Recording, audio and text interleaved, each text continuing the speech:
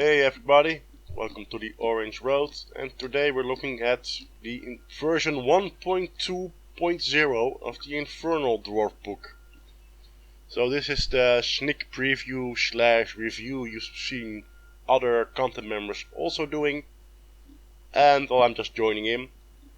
But keep in mind, this is a very difficult review for me to do, and there's a couple of reasons for that. One, I am a diehard Infernal Dwarf player, so I'm just like you guys. If anything changes that I don't like, I get a tendency to rage about it, because it's my army, it's my love, etc, etc.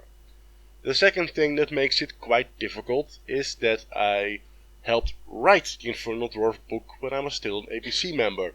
So now it feels like that somebody is taking my son and teaching him how to play soccer or football or rugby or whatever. Somebody's stealing my baby. So that'll hurt, because I know there are changes in the book I do not agree on. The third part is that I'm also part of the PR team, and I need to explain the good things of Night Age and help promote the community, etc. So I can't get too negative about it, even though I would like to. So I'm being very honest here. This is a difficult book for me to review, but I'm going to try to be fair and honest. So I'm going to look at this not as a Rabbit fanboy, not as a member of the upper management or as a PR member or as a former ABC staff member. I'm going to look at this as neutral as I can, and this is going to be very, very hard, but I'll do my best. Alright, I already did a very big Infernal Dwarf review, so I'm just gonna look at the stuff that changed. And the first thing that's changed is Shackles of Fire. Pretty much the bonus effect has been removed, and now it's only a negative thing. I've already asked the RT why they did this change, and pretty much the reason is every unit that has the Shackles of Fire rule already has a ton of other bonuses, and a lot of the units that had Shackles of Fire unit rules were too strong in the game. So by removing this part, they hope to balance the units without changing too much. So this is a really painful change, and probably one of the biggest changes in the book. I myself would have preferred that they would just have removed the rule entirely, or made the plus effect a little bit weaker or something, because now it's only a negative rule. I'm not really a fan of just having negative rules. Another change is in the unruly rule, and pretty much it only makes that if more than half of the unruly models take a panic test, roll an additional d6. So yeah, don't really know why this has been changed, probably just clearing up some rules. I'm gonna guess in the Goblin book, because it's not really that important in Infernal Dwarf book, but okay, it's in here. Then on to the very next big change, and well, it's the double points, of course. You guys probably already know all about this, so I'm just skip that. The Onyx weapon, its cost has been changed, but it's still very strong, not really a problem. The Ring of Desiccation, on the other hand, got another price increasement. So it's getting more and more expensive. I can remember the time when it was 30 or 15 points now in new money, and it would affect everything in 8 inches. So yes, it's very powerful, and they just keep on making you pay more and more for it. Which I think is a shame, because it's one of the more flavorful magical items in the army book. But okay, I understand why the combination with this and the Banner of Flame and Hatred is very, very powerful, but we'll still be taking this if you want it, so yeah, it's a great item. The other thing that's changed is the Banner of Nazca. It's now 50 points, 25 in old money, and the effect has been changed. All special close combat attacks against the Barracks unit suffer -1 strength. And this pretty much makes the banner from must take to a yeah. Having this banner on your Citadel Guard was amazing, or on your Immortals, and you can still take it, but instead of having half strength on all special close combat attacks, it's only -1. And that's not really enough for me to take the banner, because you don't always get hit by special close combat attacks. Not every army has them, or every build has them. And now it has a very reduced effect. Yeah, it's no longer useful for me. I'll probably take something else. Then we're off to the army organization. Here we have something new. We have the Engineer cult and the Lugar cult. Yeah. I'm not a fan of the cult system on principle. I think you should build the book in a way that you can choose your own way how to play. Especially since you have no extra rules. It's not like that the engineers get +1 shooting, or that the Lugar cult get some more combat points or whatever. Or the units change from selection. This is only a difference in the different categories. On the other hand, I understand why they do this, because they're just terrified that the Infernal Dwarf book will stay very, very powerful as it is. So I understand the reasoning. I'm just not a fan of the way they did it, but alright. So an Engineer cult gets 30% range support, 20% Barracks, and 15% Fiendish Mob. By the way, I would have loved if they would have a third cult with just standard. Well, alright. You'll see that range support will be maxed out pretty easily. Same goes for the Barracks and the Fiendish Mob. So an Engineer cult would indicate that you're playing a gun line. But the problem is, if you add that 30% from range support with the 20% from Barracks, you're only looking at 50% shooting units. So you still need to fill 50% with the rest of your army, and a lot of your range support is already your core. So even with the Engineer cult, you're not playing a gun line. That's probably one of the intended results, but yeah, not really glad with that, because I like playing gun lines and I still need to make certain lists with it. I do have some advanced knowledge of the changes, but I'm not really busy with it. I'm usually more working on the PR side of the story. So I haven't really looked in depth at what I can do with this, but at first glance, I'm not too happy. Then we have the Lugar cult, and then you get only 10% range support, 10% Barracks, and 35% Fiendish mobs. So again, 35% Fiendish mobs is not a lot, as you will see. It's pretty painful.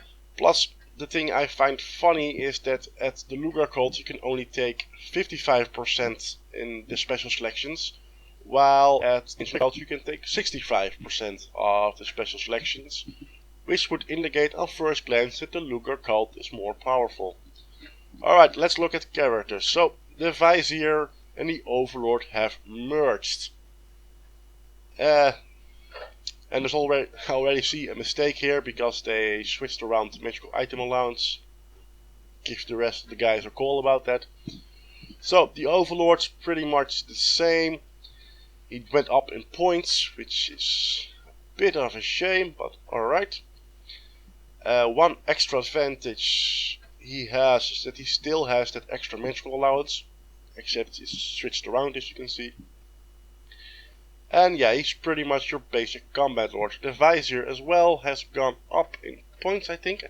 Not a lot, 10 or something. And he's pretty much still the same. He can still become a battle standard bearer or a chosen of Lugar. Problem is that the chosen of Lugar lost the volcanic embrace. We'll look at that later in depth. And I would still have loved to see a version of this character that would be a tower hero. Well, alright, this is what we get. Not a lot changed except the merging. Then we have the Prophet. So here we get into something I find a serious problem. The Prophet is a very expensive model. In old money it's 120 points base, now it's 240. If I want to make him an engineer, he's 270. So I'm paying in old money 135 points for an engineer with a spell. But if I want to take an engineer, he is vastly overcosted, because I don't want to have that level 1 spell. I just want to have a very, very cheap engineer. The other problem is that if I go very deep into this character and make him a super wizard, which he can't because he can't become a Wizard Master and an Engineer. But let's say I take those 3 extra spells, so that's 150. Then we're looking at 390, 420 points for an Engineer with 4 spells, and he's still an apprentice.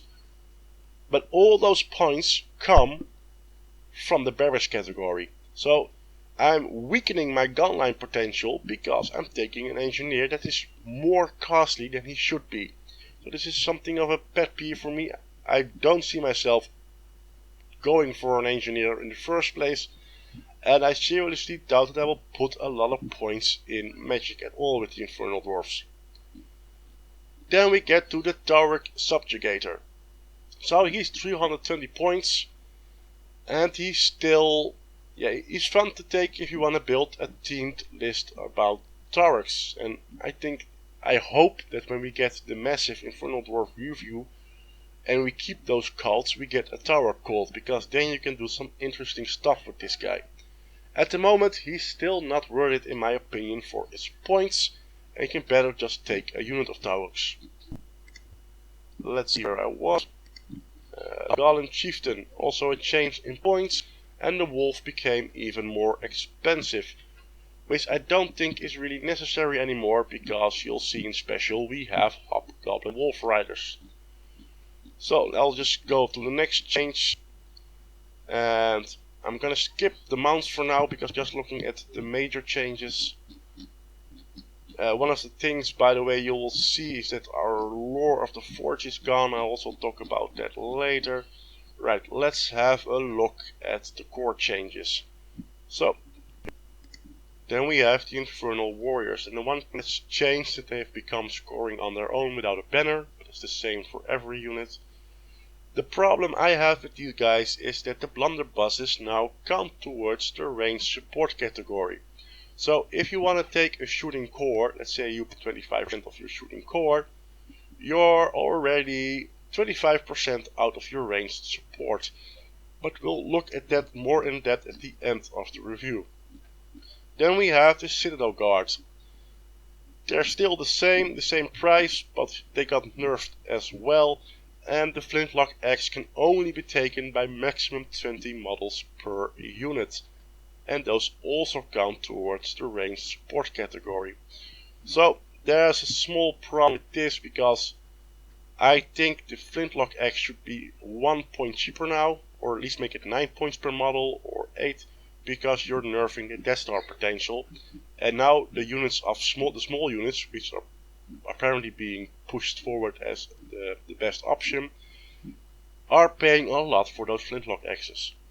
I understand the maximum 20 models per unit. I think it's a shame, but I understand it. The Death Star with the Flintlock Axes was very, very powerful and should be restricted a bit. Then we have Hobgoblins, not a lot changed here, except they lost their basic shield. That's a shame, but I think the points went down to compensate, and you can still take bows. Bows are 0 to 3 choice per army, so you can only take 3 units. Not too bad. And it's probably to prevent very strange builds where people take all their core in Hobgoblins with bows. Thank God those bows don't count for the range support, because then those points would have become really tight. Orc Slaves are exactly the same as they were, and they're still fun to use if they fit your playstyle. Let's see at the next change, and that's the Tauric. They got heavy armor base now instead of an upgrade, and those points have become standardized, so you're paying automatically for that heavy armor. Not really a problem, because you will always take that heavy armor anyway. Then we get to the first real buff, and that's the Hobgoblin Wolf Riders. Because they went to special, which is a good thing for us. The one downside is that there's still 0 to 2 units per army, but I think units of them is enough anyway. They still have a ton of options, and I really think this will help that they're not part of any category, so at least we can now take them without feeling bad about it. Still, the Hobgoblin Chief is probably better, but with the extra percentage that has been reduced on characters as well, I think it's very, very, very wise to use these guys from your special category. Then we get to Barracks, and that's the maximum 20% for an Engineer cult and 10% for an Ancient of a Lugar cult. So let's look at this from an Engineer cult, because if you want to shoot stuff, you'll take the Barracks cult. Or the Engineer cult, I mean. So 20% is 900 points from the advanced points we get from the RT in the main rulebook. So let's keep that in mind. We have maximum 900 points to play with. So the rocket battery is 200 points, so he went up in points. Like all the catapults he's changed. He now has strength 7 on the single hit, day 3 ordnance, and he has 6 so for the strength 2 for the template, which is quite nice.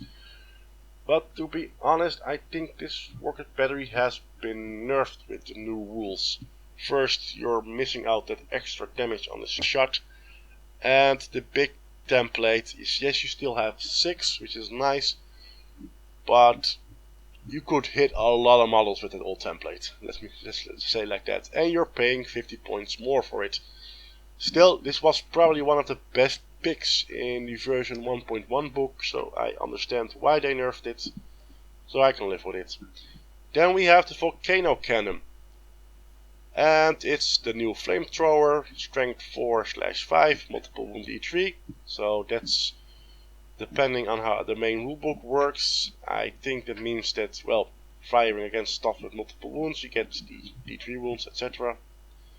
I'll look at lists for the Infernal Dwarfs a lot more in depth in a couple of weeks or days when I have a bit more time to really study it, play some games and build some lists.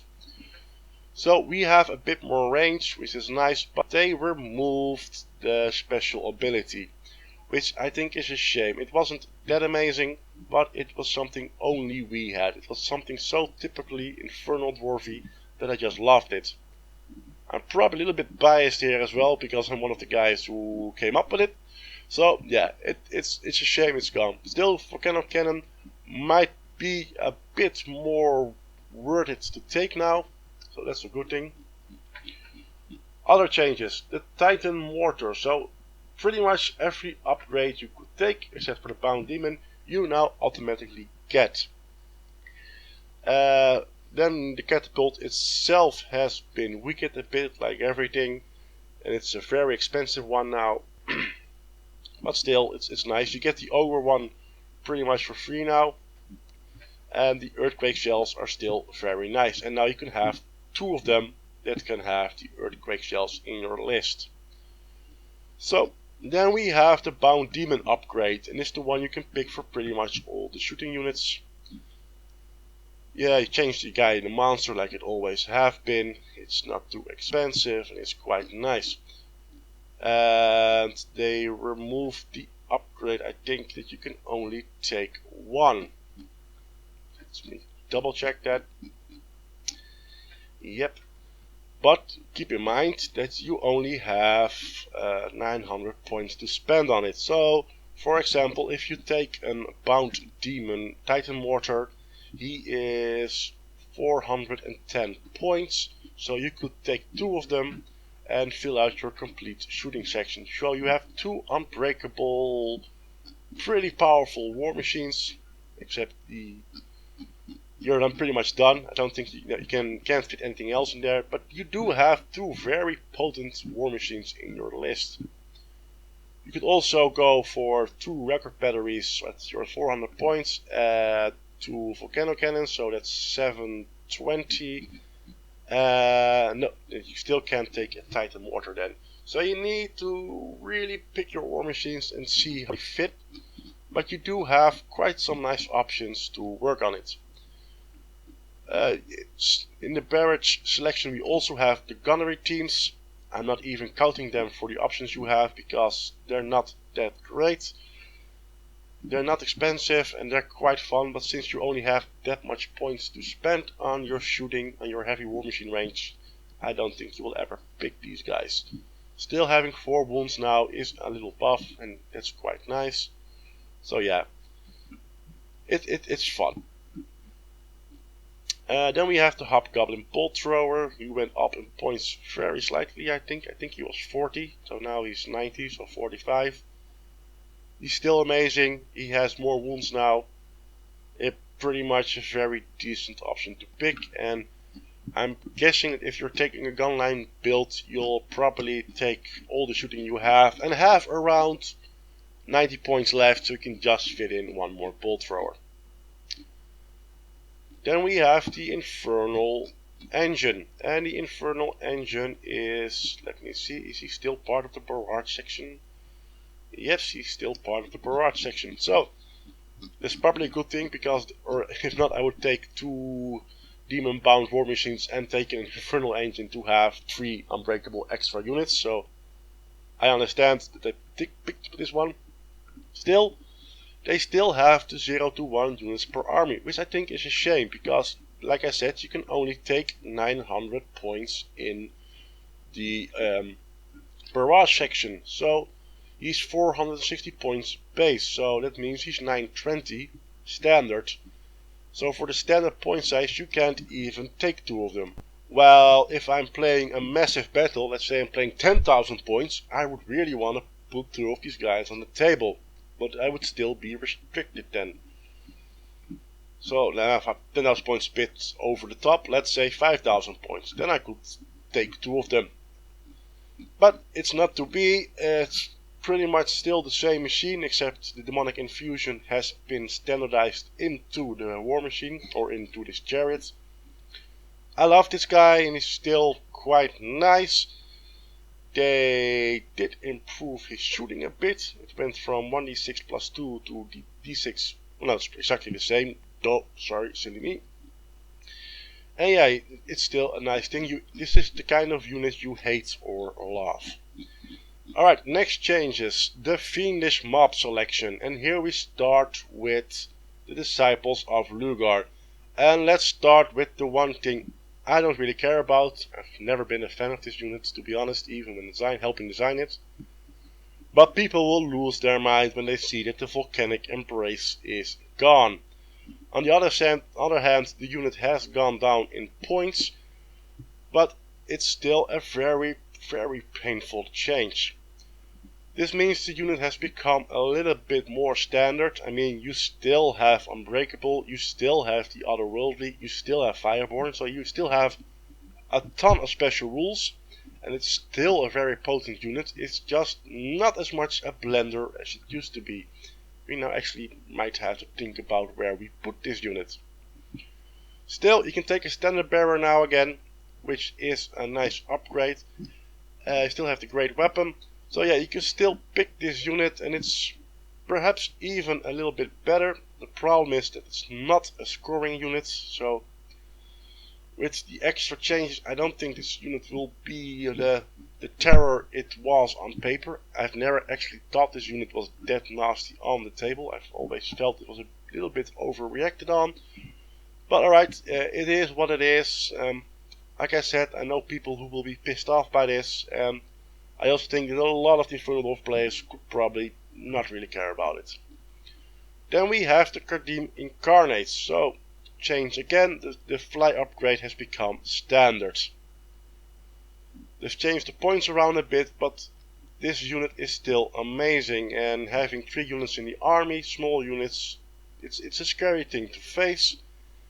I think this unit will slowly become one of the staples of the Infernal Dwarf list. I'm going to expect that we see a lot of these guys on the table, because they're still pretty good. And yeah, I'm surprised, to be honest, they didn't get nerfed a bit more. But alright, glad to see that.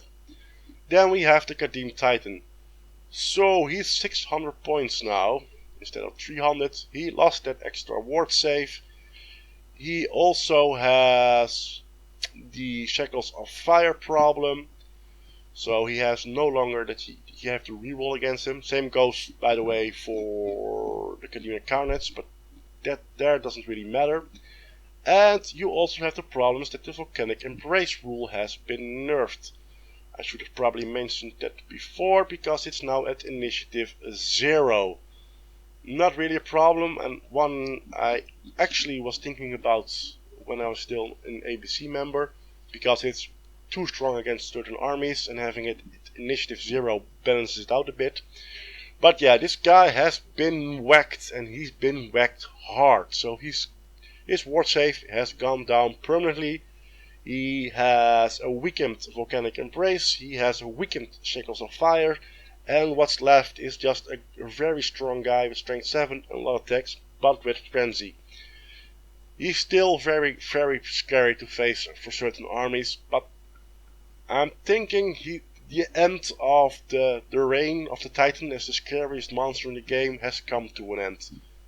We'll probably see some other monster pick up that throne and grab that crown and sit on it. It's pretty much done for now.